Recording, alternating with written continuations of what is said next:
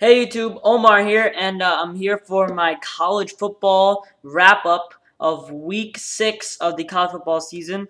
This week I skipped the NFL preview, but I will be doing an NFL review tomorrow on my day off from football. But this is my college football review, and here we'll start with the top 25 scores.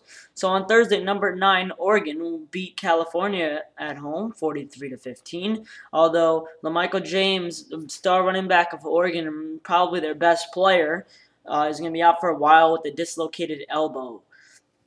On Friday, number 5 Boise State went on the road to smack Fresno State 57-7. On Saturday now, number 1 LSU held their own at home against number 17 Florida 41-11. Number 2 Alabama easily beats Vanderbilt 34-0. Number 3 Oklahoma kills Texas in the Red River rivalry 55-17. Oklahoma State puts up 70 points against Kansas's defense. Number 6 Oklahoma State, that is. They win 70-28. Number 7 Stanford puts up 48 against Colorado in a 48-7 win. Number 8 Clemson, another win against Boston College, this time 36-14. Number 10 Arkansas pulled out against number 15 Auburn 38-14 this week. Number 12 Michigan beats Northwestern 42-24. Number 13, Georgia Tech barely edged Maryland 21-16. Number 14, Nebraska had to use a huge comeback to beat Ohio State 34-27. Number 16, West Virginia easily handled Connecticut 43-16. Number 18, South Carolina did the same with Kentucky 54-3. Number 19, Illinois won on the road against Indiana 41-20. Number 20, Kansas State over Missouri 24-17. Miami, Florida couldn't pull off the upset. They came close to beating number 21 Virginia Tech, but Virginia Tech would win 38-35. Number 22 Arizona State would smack Utah 35-14. And number 23 Florida State would get upset by Wake Forest. Wake Forest, the home team, 35-30 over Florida State. Number 24 Texas A&M would finally avoid a collapse and this time win a game against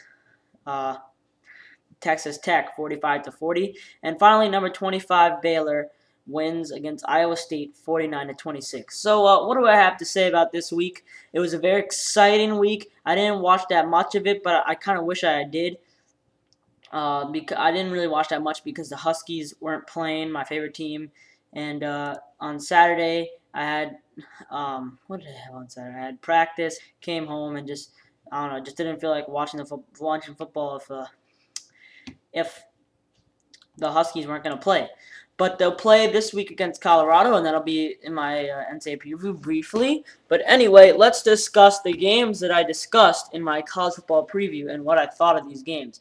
So we'll start at the top. Number 17 Florida against number 1 LSU. Now, people thought this was going to be a good game. I was not one of those people. I didn't think Florida was that good. I've never been a fan of John Brantley. He wasn't even available to play in this game, and therefore I thought LSU was going to win big at home, and they did just that, winning 41-11.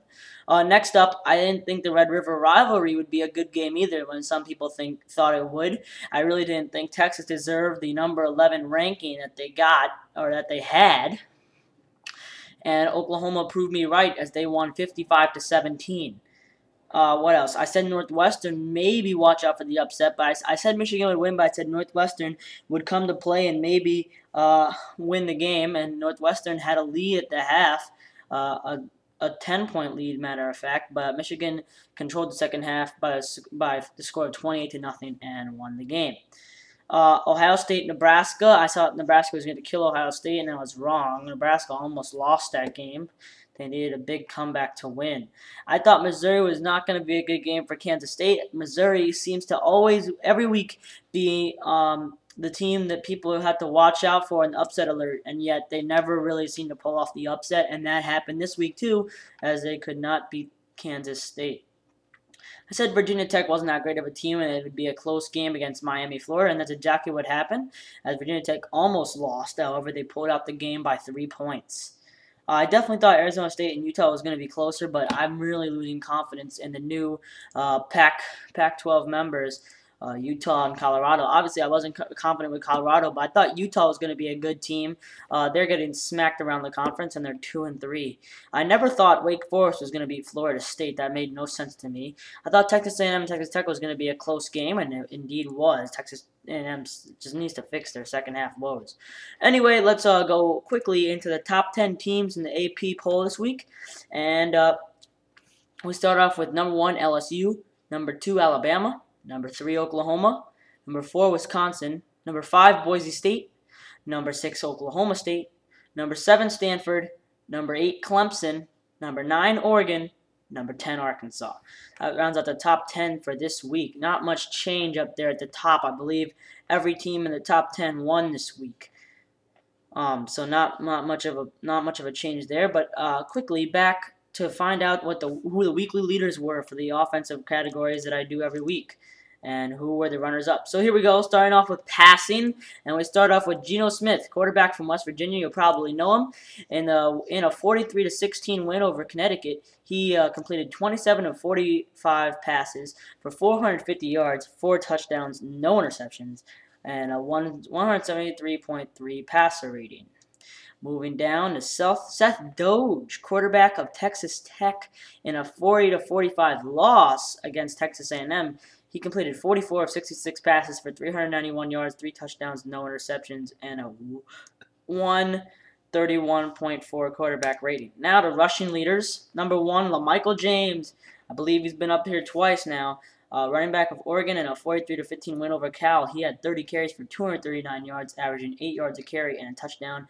But he also dislocated his elbow, unfortunately. And he will I'm not going to say for it. I'm not the kind of guy, just putting this out there right now, it's kind of a sidetrack. I'm not the kind of guy that's going to wish for injuries. I play football myself, and I would never wish for an injury. So, unfortunate for the guy. I don't know when he's going to return. Obviously, he's a menace, but I'd like to see him on the field.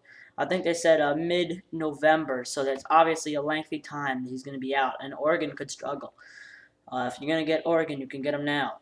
Terrence Ganaway was the runner-up in rushing in a 49-26 win over Iowa State. By the way, Terrence Ganaway is of Baylor. 49-26 win over Iowa State. He had 23 carries for 200 yards, averaging 8.7 yards a carry and 3 touchdowns. And finally, receiving. Rashard Matthews, wide receiver of Nevada, in a 37-0 win over UNLV, had 10 catches for 220 yards, averaging 22 yards a catch and a touchdown. Runner-up Nick Harwell, wide receiver of Miami of Ohio, in a 35-28 win over Army. He had also 10 catches, 186 yards at 18.6 average per catch, and 2 touchdowns. That's my college football wrap-up for Week 6. There will be, tomorrow, 2 videos come out. NFL wrap-up for Week 5, including how my Giants blew it against Seattle in a game they really should have won. And also MLB playoffs catch-up number 4 as the league championship series rolls on. See